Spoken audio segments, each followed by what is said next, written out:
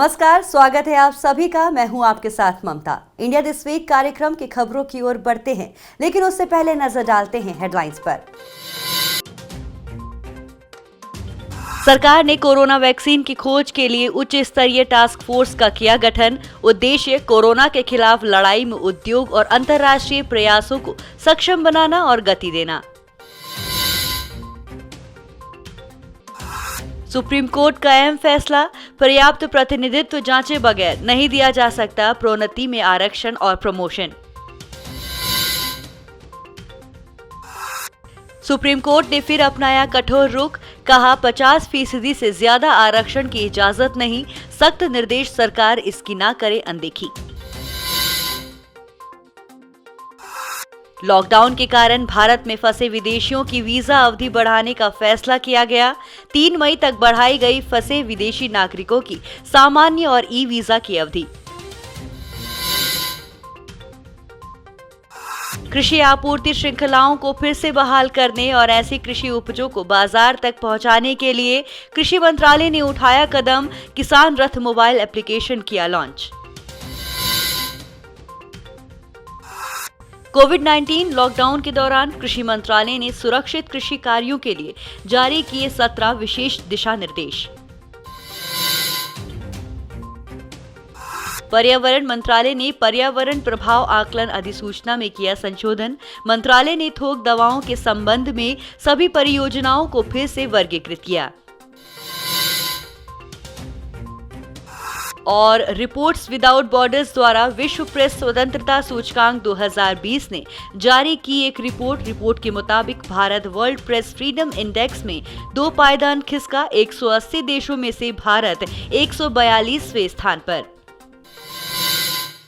केंद्र सरकार ने कोरोना वायरस को हराने के लिए एक उच्च स्तरीय टास्क फोर्स का गठन किया है। ये टास्क फोर्स महामारी से निपटने के लिए टीके के विकास और दवा के परीक्षण पर काम करेगा।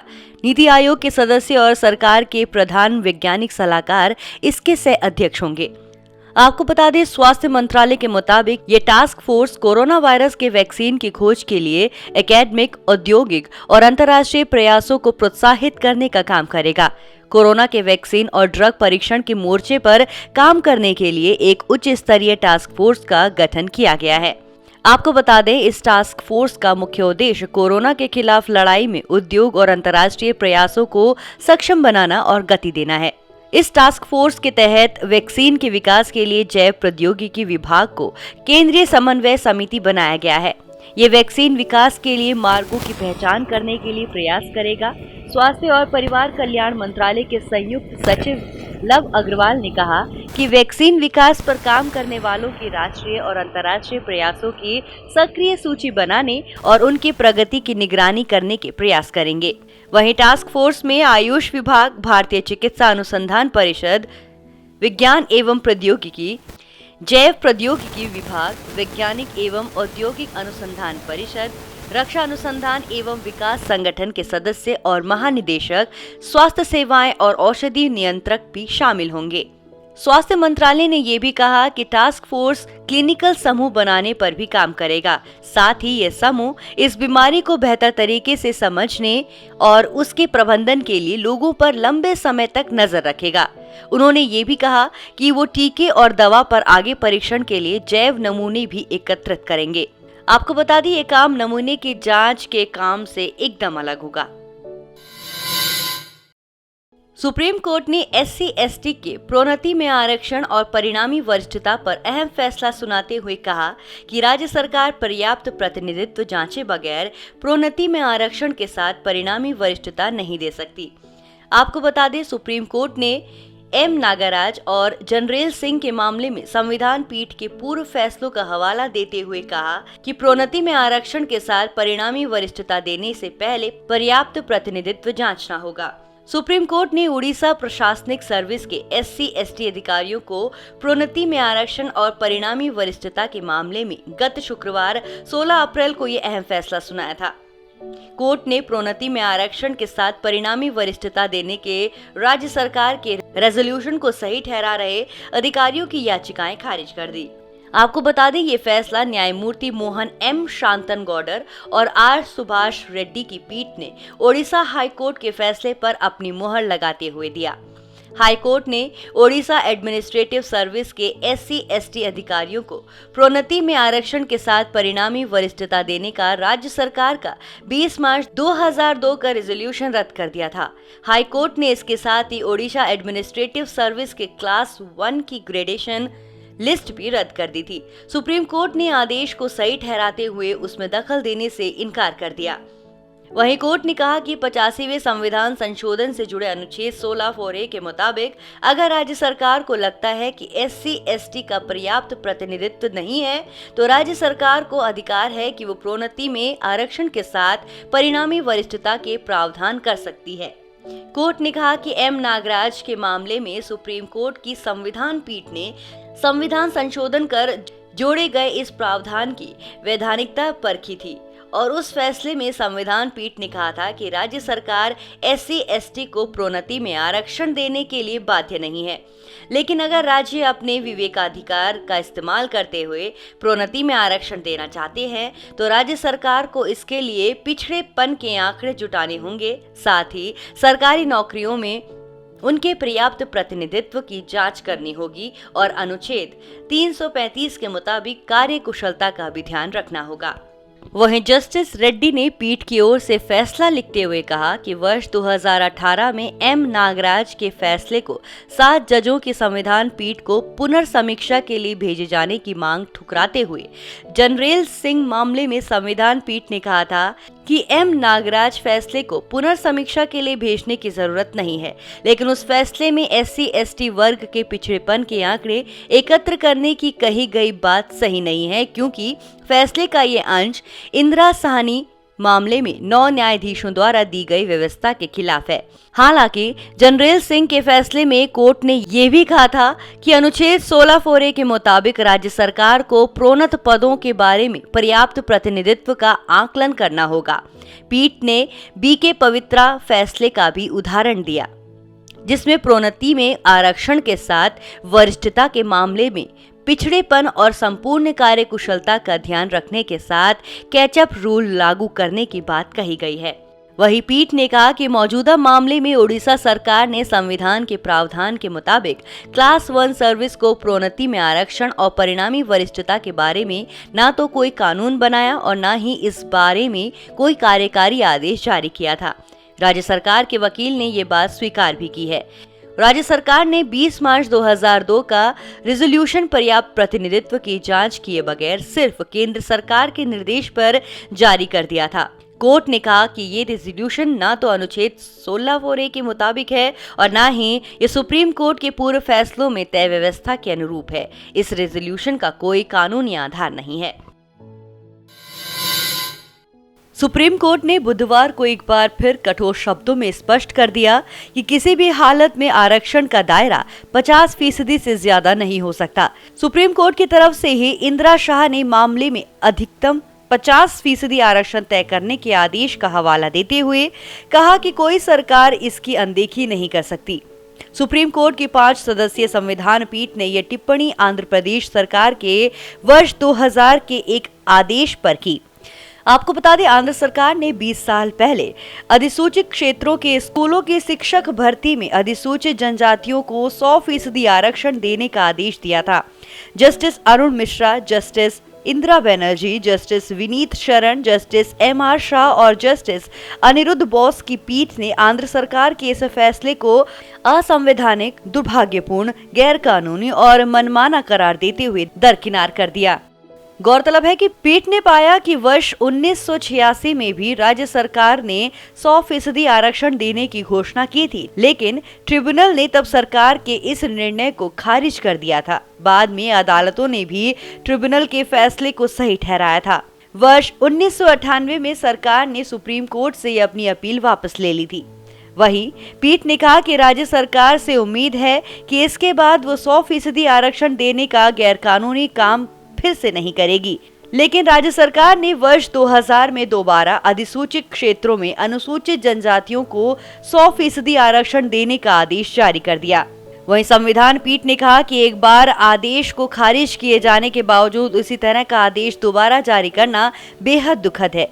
पीठ ने यह भी कहा कि किसी भी अधिसूचित क्षेत्र में सिर्फ अनुसूचित जनजातियों के लिए 100% आरक्षण को जायज नहीं ठहराया जा सकता। साथ ही शीर्ष अदालत ने फैसले में ये भी टिप्पणी की कि केवल अनुसूचित जनजाति शिक्षकों के ही अनुसूचित क्षेत्रों के स्कूलों में पढ़ा पाने की सोच सही नहीं है और अतार्किक है, ये समझ से परे है। संविधान पीठ ने भले ही राज्य सरकार को कड़ी फटकार लगाई हो, लेकिन उसकी तरफ से इस मामले को अनोखा मानते हुए वर्ष 2000 के सरकारी आदेश के तहत हुई शिक्षकों की इन नियुक्तियों को सशर्त जारी रखने का निर्णय लिया गया है। कोर्ट ने आंध्र प्रदेश और तेलंगाना सरकार को सख्त हिदायत दी है कि भविष्य में ऐसा प्रयास नहीं होना चाहिए। स्वास्थ्य मंत्रालय के अनुसार देश में कोरोना संक्रमितों की संख्या 21,000 के पार पहुंच चुकी है। ऐसे में हालात काफी गंभीर नजर आ रहे हैं।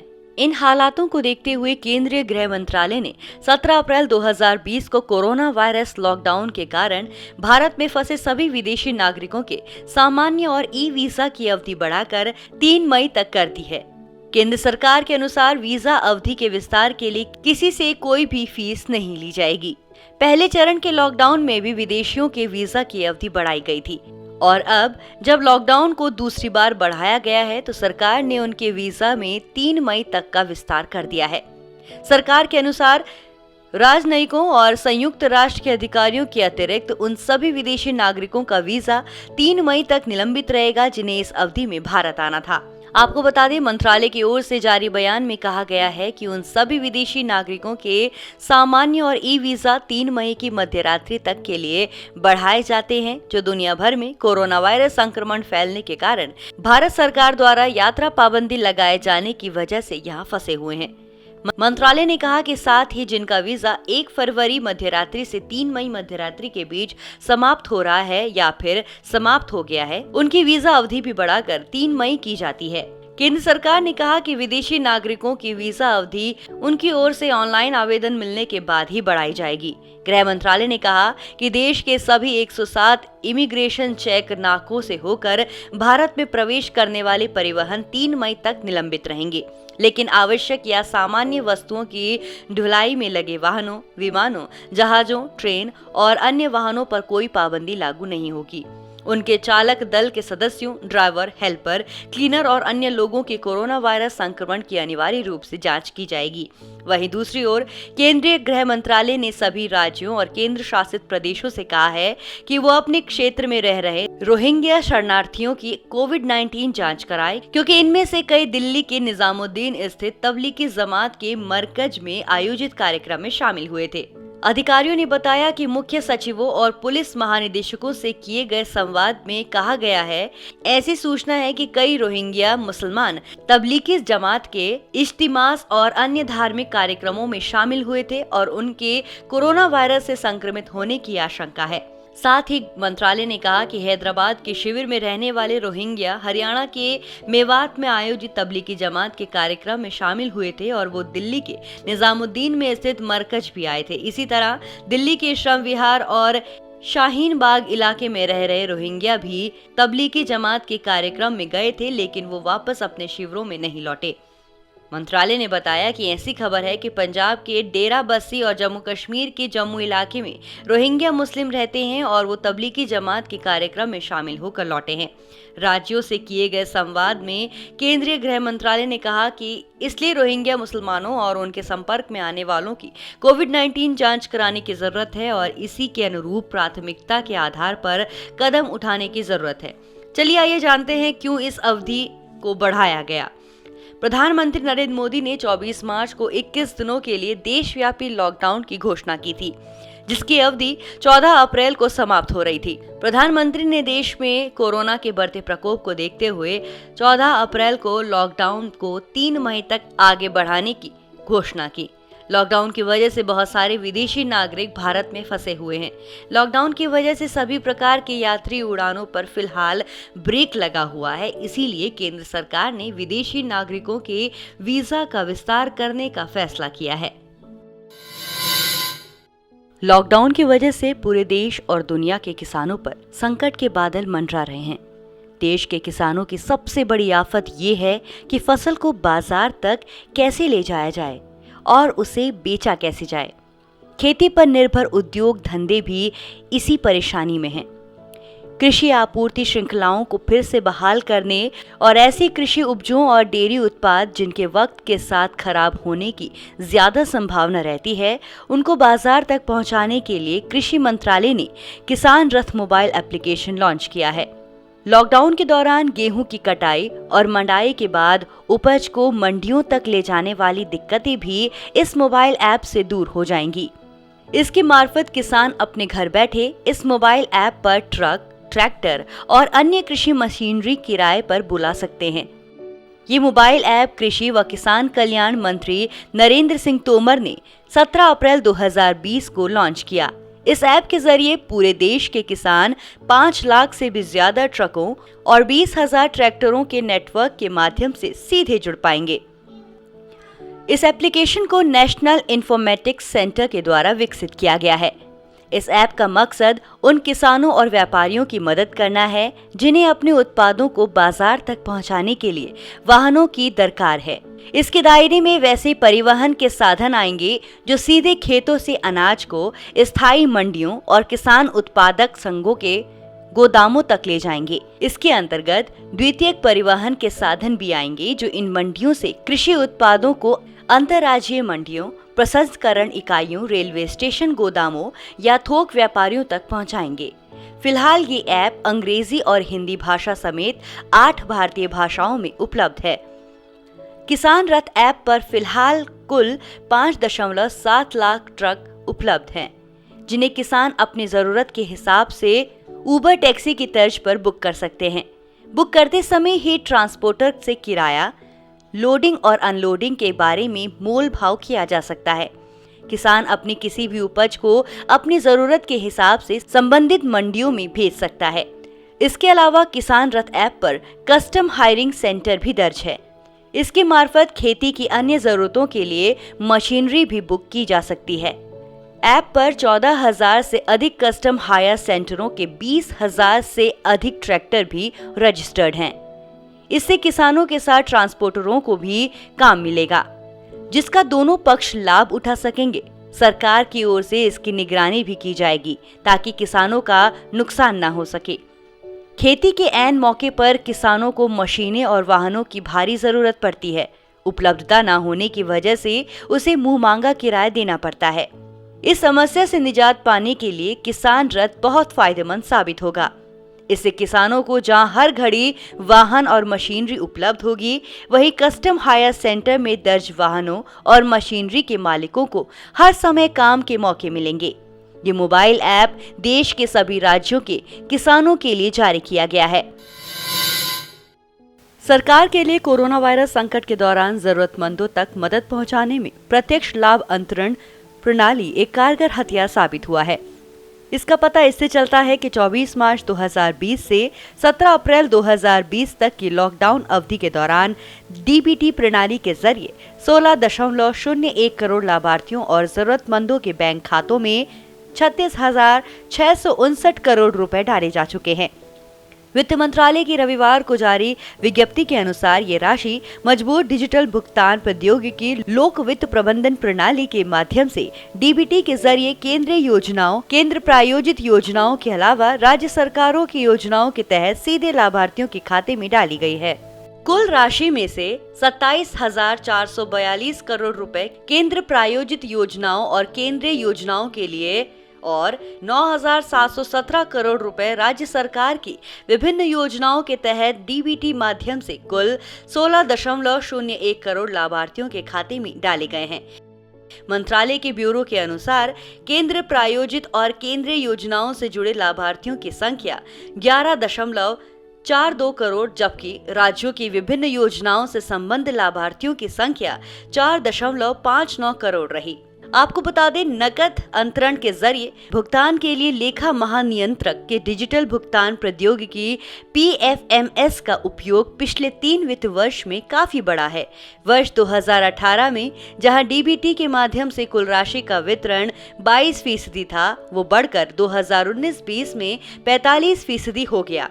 डीबीटी से जहां एक तरफ नगद राशि सीधे लाभार्थी के खाते में जाती है, वहीं गड़बड़ियों पर अंकुश लगता है और दक्षता बढ़ती है। केंद्रीय या केंद्र प्रायोजित जिन योजनाओं के लिए डीबीटी माध्यम से भुगतान किया गया, उसमें पीएम किसान, महात्मा गांधी राष्ट्रीय रोजगार गारंटी योजना, राष्ट्रीय सामाजिक सहायता कार्यक्रम, प्रधानमंत्री मातृ वंदना योजना, राष्ट्रीय ग्रामीण आजीविका मिशन, राष्ट्रीय स्वास्थ्य मिशन और राष्ट्रीय स्कॉलरशिप पोर्टल के जरिए विभिन्न मंत्रालय की स्कॉलरशिप योजना शामिल है। इसके अलावा प्रधानमंत्री गरीब कल्याण योजना पैकेज के तहत घोषित नकद भुगतान भी प्रत्यक्ष लाभ अंतरण के जरिए किया जा रहा है।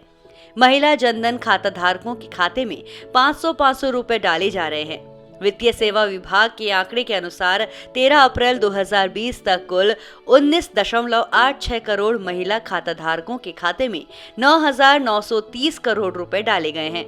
मंत्रालय के अनुसार कोरोना वायरस के दौरान उत्तर प्रदेश, बिहार, मध्य प्रदेश, त्रिपुरा, महाराष्ट्र, जम्मू कश्मीर, आंध्र प्रदेश और अन्य राज्यों ने डीबीटी के माध्यम से लाभार्थियों के खाते में पैसे डाले हैं। आंकड़ों के अनुसार राज्य सरकारों ने पीएफएमएस का उपयोग कर 4.59 करोड़ से अधिक लाभार्थियों को 9,217.22 करोड़ रुपए का लाभ 24 मार्च से 17 अप्रैल के बीच दिया है।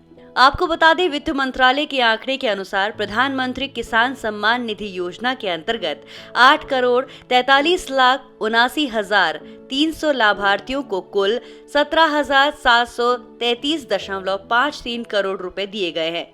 इस योजना के तहत लाभार्थी किसानों को साल में 2,000 रुपए की 3 किस्तों में कुल 6,000 रुपए दिए जाते हैं। इसी प्रकार मनरेगा के तहत 15,56,886 लाभार्थियों को 5,406.09 करोड़ रुपए का भुगतान किया गया है। राष्ट्रीय ग्रामीण स्वास्थ्य मिशन के तहत 10,98,128 लाभार्थियों को 280.80 करोड़ रुपए और प्रधानमंत्री मातृ वंदना योजना के तहत 7,58,153 लाभार्थियों को 209.47 करोड़ रुपए का भुगतान किया गया है। उल्लेखनीय है कि 1 अप्रैल 2015 से वित्त मंत्रालय ने डीबीटी के तहत भुगतान, लेखा और रिपोर्टिंग के लिए पीएफएमएस के उपयोग को अनिवार्य कर दिया था। उसने सभी मंत्रालयों और विभागों को ये सुनिश्चित करने को कहा था कि डीबीटी योजनाओं के तहत कोई भी भुगतान का प्रसंस्करण तब तक नहीं होगा जब तक ऐसे भुगतान के लिए इलेक्ट्रॉनिक भुगतान फाइल पीएफएमएस के जरिए प्राप्त नहीं हो। केंद्रीय पर्यावरण, वन और जलवायु परिवर्तन मंत्रालय ने विभिन्न दवाओं की उपलब्धता और उत्पादन को बढ़ाने के लिए पर्यावरण प्रभाव आकलन अधिसूचना 2006 में संशोधन किया है। उक्त मंत्रालय ने 27 मार्च 2020 को अधिसूचना में ये संशोधन किया। इस संशोधन के तहत मंत्रालय ने थोक दवाओं और मध्यस्थों के संबंध में सभी परियोजनाओं और गतिविधियों को फिर से वर्गीकृत किया है, जो मौजूद ए श्रेणी से B2 श्रेणी की विभिन्न बीमारियों को दूर करने के लिए निर्मित किए गए थे। ये संशोधन लागू करने के पीछे मुख्य उद्देश्य कोविड-19 महामारी के कारण उत्पन्न अभूतपूर्व स्थिति से निपटना और विभिन्न दवाओं की उपलब्धता को बढ़ाना है। वे परियोजनाएं जो ए श्रेणी में आती हैं, उन्हें अनिवार्य पर्यावरणीय प्रभाव आकलन की आवश्यकता होती है, जिसमें आधारभूत डाटा और सार्वजनिक परामर्श का संग्रह शामिल होता है। जबकि B2 श्रेणी के अंतर्गत आने वाली परियोजनाओं को मूल्यांकन से छूट हासिल है। राज्य स्तर पर मूल्यांकन के विकेंद्रीकरण की सुविधा के लिए इन प्रस्तावों का पुनः वर्गीकरण किया गया है, ताकि इस प्रक्रिया को तेजी से पूरा किया जा सके। ये कदम कम समय के अंदर देश में सभी महत्वपूर्ण दवाओं की उपलब्धता बढ़ाने में मदद करेगा। इस संशोधन के तहत सितंबर 2020 तक प्राप्त होने वाले प्रस्तावों को फिर से वर्गीकृत किया जाएगा। ऐसे प्रस्तावों को शीघ्रता से लागू करने के लिए देश के सभी राज्यों को सलाह जारी की गई है। आपको बता दें, पर्यावरण मंत्रालय ने सभी राज्यों को ये सलाह दी है कि निर्धारित समय सीमा के अंदर प्राप्त हुए प्रस्तावों के शीघ्र निपटान को सुनिश्चित करने के लिए वो वीडियो कॉन्फ्रेंस जैसे डिजिटल तकनीक का उपयोग करें। वर्तमान परिस्थितियों को देखते हुए प्रत्यक्ष बैठकों के माध्यम से इन सभी प्रस्तावों का मूल्यांकन करना संभव नहीं है। गत 2 सप्ताह के अंदर इस श्रेणी के अंतर्गत 100 से अधिक प्रस्ताव प्राप्त हुए हैं। ये सभी प्रस्ताव वर्तमान में हमारे देश के विभिन्न राज्यों में संबंधित नियामक अधिकारियों द्वारा निर्णय लेने के विभिन्न स्तरों पर विचाराधीन हैं। अंतर्राष्ट्रीय संस्था रिपोर्ट्स विदाउट बॉर्डर्स द्वारा 20 अप्रैल 2020 को विश्व प्रेस स्वतंत्रता सूचकांक 2020 रिपोर्ट जारी की गई। रिपोर्ट के मुताबिक Bharat world press freedom index में 2 पायदान खिसक गया है। रैंकिंग में भारत 180 देशों में से 142वें स्थान पर है। आपको बता दें, पिछले साल भारत 140वें स्थान पर था। The world press freedom index 2020 के मुताबिक भारत में 2019 में किसी भी पत्रकार की हत्या नहीं हुई और इस तरह देश के मीडिया के लिए सुरक्षा स्थिति में सुधार नजर आया। रिपोर्ट के अनुसार वर्ष 2018 में 6 पत्रकारों की हत्या कर दी गई थी। इसमें पुलिस की हिंसा, माओवादियों के हमले, अपराधी समूह या राजनीतिज्ञों का प्रतिशोध शामिल था। विश्व प्रेस स्वतंत्रता सूचकांक में भारत साल 2017 में 136वें स्थान पर और साल 2018 में 138वें स्थान पर था और साल 2019 में 2 अंक कम होकर 140 पर पहुंच गया था। इस सर्वेक्षण में कुल 180 देशों को शामिल किया गया था। भारत इस साल 180 देशों के समूह में 2 स्थान नीचे उतरकर 142वें नंबर पर आया है। कश्मीर की स्थिति ने इस साल की रिपोर्ट को बहुत हद तक प्रभावित किया है। जम्मू कश्मीर से 5 अगस्त 2019 को आर्टिकल 370 हटाए जाने के बाद वहां की स्थिति तनावपूर्ण बनी हुई है। इस सूची में लगातार चौथी बार नॉर्वे पहले स्थान पर है और नॉर्थ कोरिया सबसे निचले स्थान पर है। दूसरे स्थान पर फिनलैंड, तीसरे स्थान पर डेनमार्क, 11वें स्थान पर जर्मनी, 34वें स्थान पर फ्रांस, 35वें स्थान पर यूके, 45वें स्थान पर अमेरिका, 66वें स्थान पर जापान और 107वें स्थान पर ब्राजील है। दक्षिण एशिया में सामान्य तौर पर सूचकांक में खराब प्रदर्शन नजर आया है। इसमें पाकिस्तान 3 स्थान गिरकर 145 और बांग्लादेश 1 स्थान गिरकर 151 पर आ गया है। चीन 177वें स्थान पर उत्तर कोरिया से महज 3 स्थान ऊपर है, मतलब 180वें स्थान पर उत्तर कोरिया है। चलिए अब आपको बताते हैं रिपोर्ट्स विदाउट बॉर्डर्स क्या है। रिपोर्ट्स विदाउट बॉर्डर्स एक अंतर्राष्ट्रीय गैर सरकारी संस्था है जो प्रेस की स्वतंत्रता के लिए कार्य करती है। ये संस्था मीडिया पर विश्व भर में होने वाले हमलों पर नजर रखती है। विभिन्न देशों में सरकारों के साथ मिलकर उन देशों में प्रेस की स्वतंत्रता सुनिश्चित करने के लिए कार्य करती है। आपको बता दें, इसकी स्थापना साल 1985 में रॉबर्ट मेनार्ड द्वारा की गई थी। इसका मुख्यालय पेरिस में है, जबकि इसके अन्य कार्यालय बर्लिन, ब्रसेल्स, जिनेवा, मैड्रिड, रोम, स्टॉकहोम आदि स्थानों पर भी है। चलिए अब फटाफट नजर डालते हैं इंडिया दिस वीक के खास सेगमेंट राउंड अप पर। 21 अप्रैल 2020 को गुजरात सरकार ने लॉकडाउन के बीच सुजलम सुफलाम जल संचय अभियान के 3रे चरण की शुरुआत की। सुजलम सुफलाम जल संचय के 3रे चरण के तहत गुजरात सरकार ने मानसून से पहले झीलों, नदियों, चेक बांधों को गहरा करने की योजना बनाई है। इसके द्वारा मनरेगा के तहत लोगों की भागीदारी के साथ सिल्ट को भी हटा दिया जाएगा।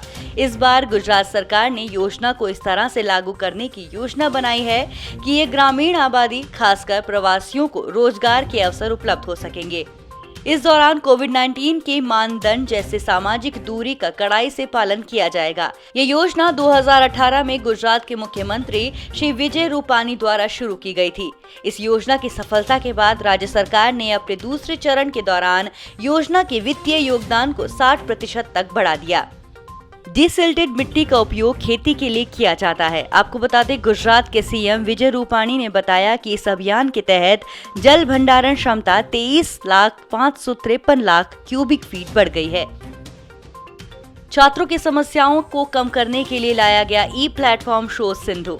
कोरोना वायरस संक्रमण की रोकथाम के लिए पूरे देश में लॉकडाउन घोषित किया गया है और इस वजह से पीएचडी और एमफिल व अन्य उच्च शिक्षण संस्थानों के छात्रों की समस्याओं को कम करने के लिए ई प्लेटफॉर्म शोध सिंधु लाया गया है। शोध सिंधु के माध्यम से छात्रों को हजारों जर्नल और लाखों पुस्तकें ऑनलाइन उपलब्ध हो सकेंगी। शोध सिंधु अभी ess.inflibnet.ac.in नाम की वेबसाइट से उपलब्ध है। आपको बता दें, मानव संसाधन विकास मंत्रालय के मुताबिक ई प्लेटफॉर्म शोध सिंधु के माध्यम से छात्र को 10,000 राष्ट्रीय अंतर्राष्ट्रीय जर्नल और 31,35,000 पुस्तकें उपलब्ध कराई गई हैं। सुबनसिरी नदी पर दापोरिजो पुल का निर्माण हुआ। भले ही देश भर में लॉकडाउन है, पर सीमा सड़क संगठन ने कोविड-19 के खिलाफ सर्वाधिक सावधानियों को ध्यान में रखते हुए सुबनसिरी नदी पर दापोरिजो पुल का निर्माण करा दिया है, जिससे कि अरुणाचल प्रदेश में संचार की इस रणनीतिक लाइन को जोड़ा जा सके। दापोरिजो पुल भारत और चीन के बीच वास्तविक नियंत्रण रेखा की दिशा में एक रणनीतिक कड़ी है। आपको बता दें, सभी आपूर्तियां, राशन, निर्माण संबंधी सामग्री और दवाएं इसी पुल से गुजरती हैं। पुराने पुल में दरार आ गई थी, जिसकी वजह से 26 जुलाई 1992 जैसी बड़ी दुर्घटना हो सकती थी, जब एक यात्री बस पुल से नदी में गिर गई थी और उसमें किसी की भी जान नहीं बची थी।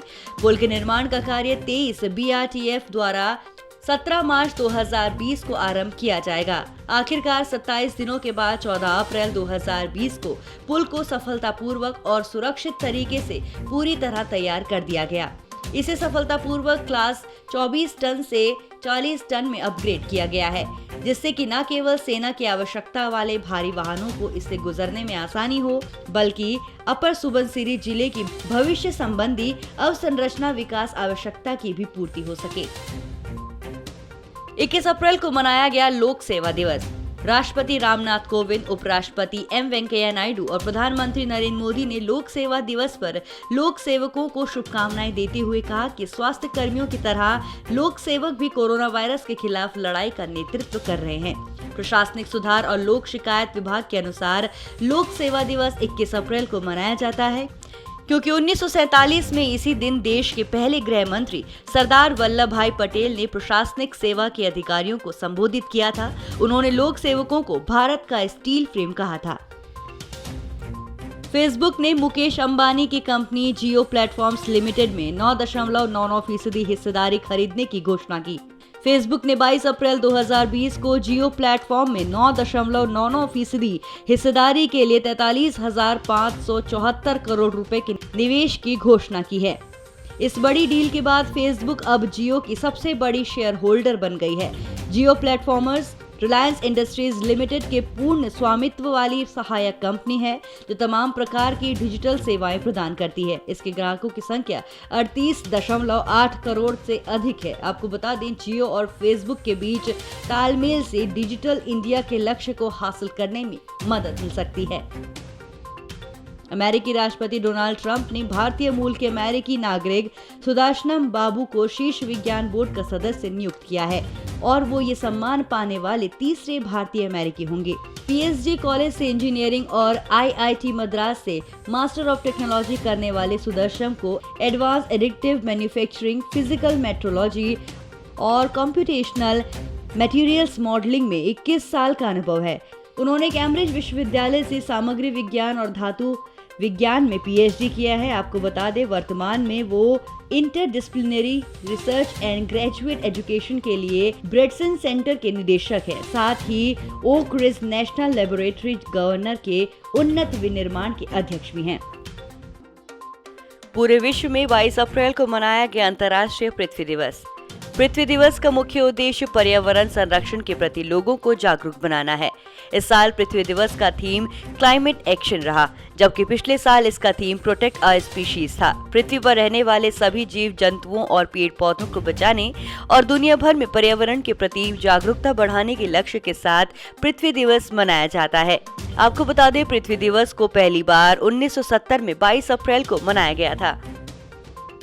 केंद्रीय वित्त मंत्री ने 20 अप्रैल 2020 को नई दिल्ली में वीडियो कॉन्फ्रेंस के माध्यम से न्यू डेवलपमेंट बैंक के बोर्ड ऑफ गवर्नर्स की 5वीं वार्षिक बैठक में भाग लिया।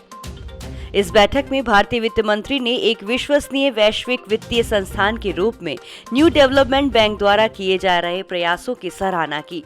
न्यू डेवलपमेंट बैंक को ब्रिक्स के सदस्य देशों ब्राजील, रूस, भारत, चीन और दक्षिण अफ्रीका द्वारा वर्ष 2014 में स्थापित किया गया था। इसका उद्देश्य ब्रिक्स एवं अन्य उभरती बाजार अर्थव्यवस्थाओं और विकासशील देशों में बुनियादी ढांचे एवं सतत विकास परियोजनाओं के लिए व्यापक संसाधन जुटाना है। न्यू डेवलपमेंट बैंक के बोर्ड ऑफ गवर्नर्स की पहली वार्षिक बैठक वर्ष 2016 में चीन के शंघाई शहर में आयोजित की गई थी। मध्य प्रदेश सरकार ने मुख्यमंत्री कोविड-19 योद्धा कल्याण योजना की लॉन्च। मध्य प्रदेश सरकार के अनुसार प्रदेश के लगभग 1 लाख आंगनवाड़ी कार्यकर्ताओं और सहायिकाओं को मुख्यमंत्री कोविड-19 योद्धा कल्याण योजना का लाभ प्राप्त होगा।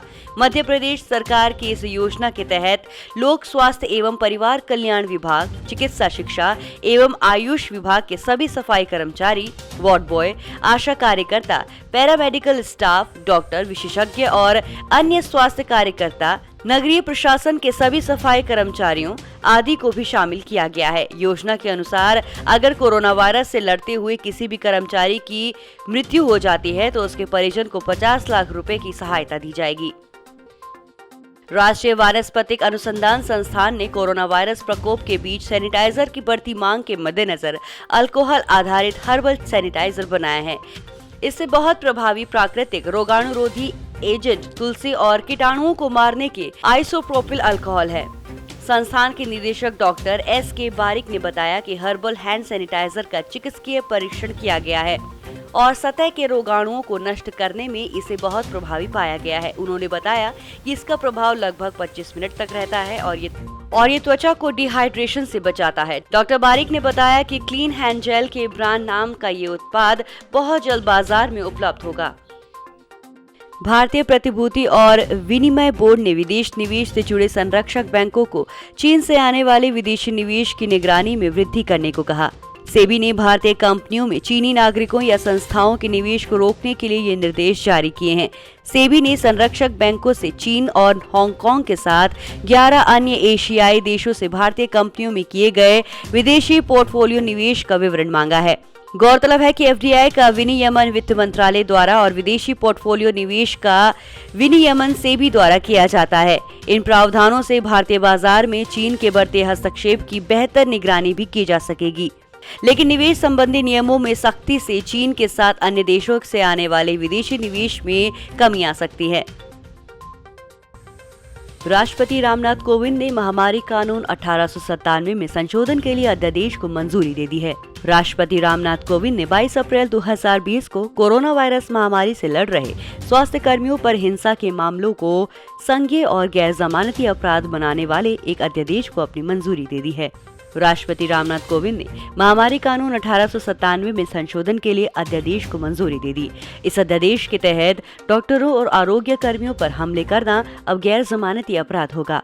कोरोना महामारी के संकट से निपटने में सबसे आगे लड़ाई लड़ रहे डॉक्टरों और अन्य स्वास्थ्य कर्मियों पर पिछले दिनों हमले की कई घटनाएं सामने आई हैं, जिन्हें लेकर इंडियन मेडिकल एसोसिएशन ने इन हमलों के खिलाफ विरोध भी जताया था। ऐसे में मोदी सरकार ने स्वास्थ्य कर्मियों पर हमले को गंभीर अपराध बना दिया है। झारखंड सरकार ने तंबाकू उत्पादों की बिक्री पर प्रतिबंध लगाया।